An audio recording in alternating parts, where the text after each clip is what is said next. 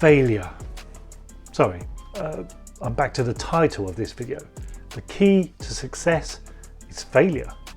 So as you may have seen, I recently made a video talking about my 10 years of doing YouTube.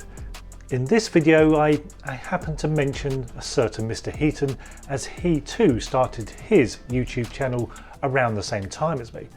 But I also saw recently he too has just done a video about his 10 years on this platform from his own perspective. Here he was discussing his tips for success if you too want to start your own channel. But in many ways for this, he's the wrong person to be giving this advice. Now, I've watched a few other channels on YouTube all talking about how to make it on this platform. Most of these are actually non-photography related channels, and some of these channels have millions of subscribers. Really big channels then. So they should know what they're talking about, right? These are the ones to listen to for advice, right? Wrong. In the video that I made, I mentioned how you can do everything all these channels advise, follow all their tips to success, do everything to the book that they did, but you can still fail. There is no guarantee, and if YouTube or Lady Luck doesn't choose to sprinkle you with the magic dust that launches you to stardom, you can still fail, easily.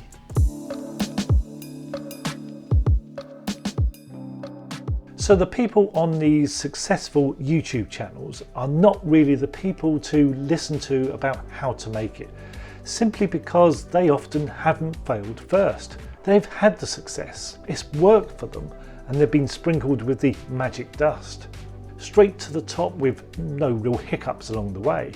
Therefore, they don't know the downside, the failure, when you do all the right things yet still fail. They often haven't seen that side. For every YouTube channel on 100,000 or even 1 million subs, there's 100 other channels stuck at less than 1,000 subs, struggling away. And it's not just YouTube I've seen this. I know photographers not on YouTube where a similar thing has happened and they forget the other side. I've heard well-known photographers give talks. They can give the advice out, but they haven't necessarily been there when all that advice hasn't worked and they haven't failed first. What then? Now, of course, I look at these other YouTube photography channels who've made it, the ones who have, say, 500,000 subs, and I use them as examples. But of course, you may look at me if you have a YouTube channel yourself too.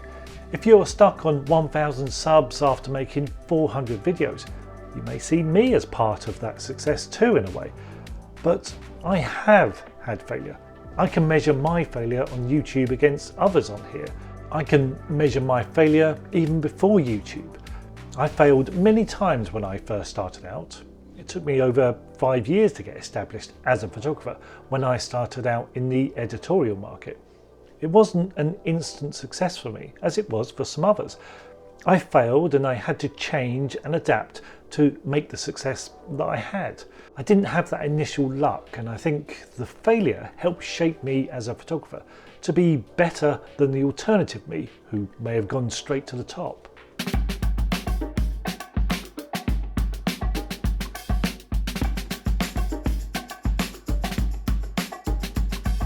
So the successful ones, the ones that make it, often don't know about failure.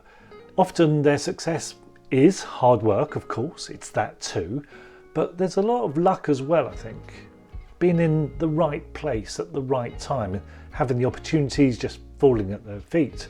The things that work for them, for example, may not work for you. It's not that simple and not always that easy a ride. Now, if you get that luck, if the magic dust is sprinkled on you, you're a winner. It works out, the money rolls in and you become successful. Those people, I presume then, are the ones that go on to make videos about the success, do talks or maybe even write the books about their success. These are written to provide inspiration and to motivate. But the ones I would be more interested in hearing from though is those that have made it big but failed first, to know what that is like.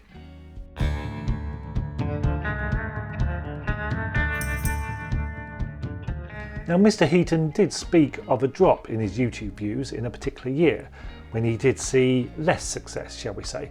And although I can't speak of his own personal experience here, that situation he talks about is just about re-evaluating, stepping back and seeing any faults in a business and identifying changes that could and need to be made and just heading in a new direction maybe.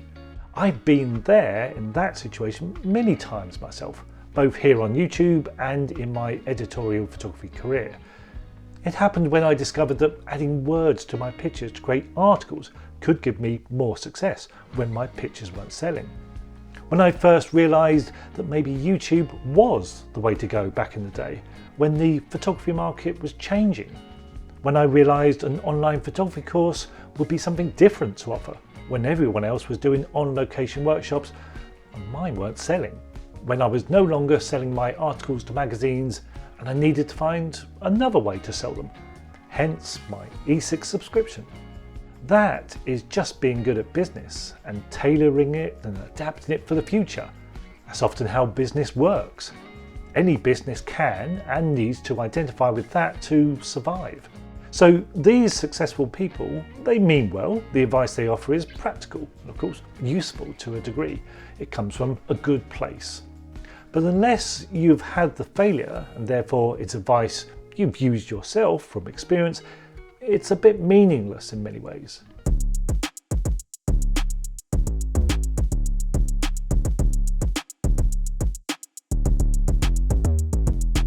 So-and-so may tell you to make one video a week for 3 years then, to be consistent. Offer the audience something interesting, to be engaging. But that doesn't guarantee you will be as successful as them. You may not make it, not everyone does. If it was that easy, everyone would. So yes, the best advice they can give you is to just enjoy it. If you're doing it because you love it, then that's success. If you don't mind only having 1,000 subs after 5 years of hard work because you love doing it, then that's a success. You may still be poor and you can't afford to leave your main job to do it full time. If none of that matters, perfect. There's thousands of other YouTubers in the same boat as you.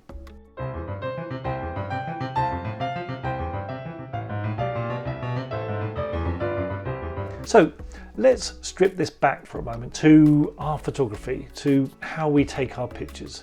There's possibly much to learn from failure here too. From the pictures that you take that fail, and you have to learn why they aren't as good as you'd hoped. Trying to be as good and take pictures the same as others and failing. Forget what others are doing. You need to find the success in the photography that you want to do, and that's often not copying others. Using the wrong camera maybe and failing. Then finding the right system for you and suddenly starting to enjoy your photography again. I've seen this happen time and time again. It often takes failure to find the right path or direction then.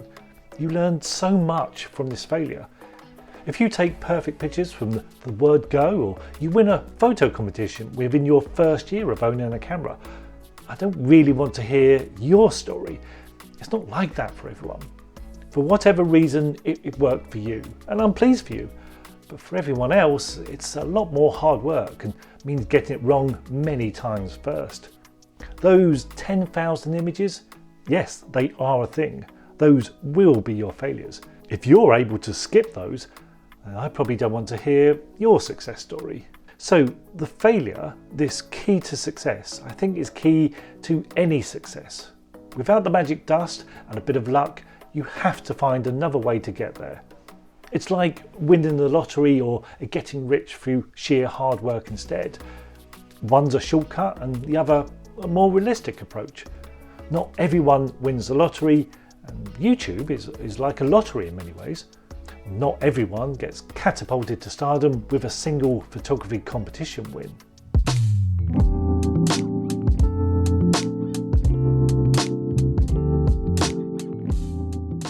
And if you can make it a success, whatever you do, despite failing many times, then we'll want to hear from you. What did you do?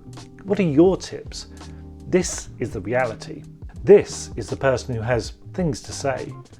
So I'm saying embrace your failure, learn from it, use it to your advantage, see it as a positive thing, see it as something that most people go through and it could actually help give you the skills you may need later on.